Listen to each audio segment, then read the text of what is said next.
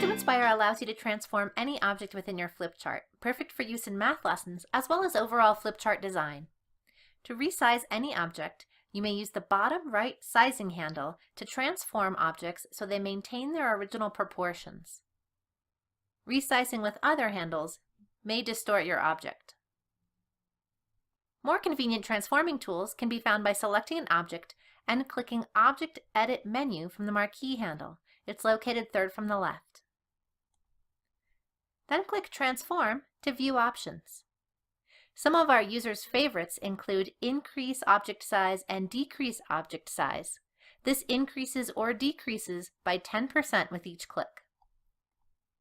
You may also mirror along the X or Y axis. Go to Object Edit menu and Transform for these options. You may also flip.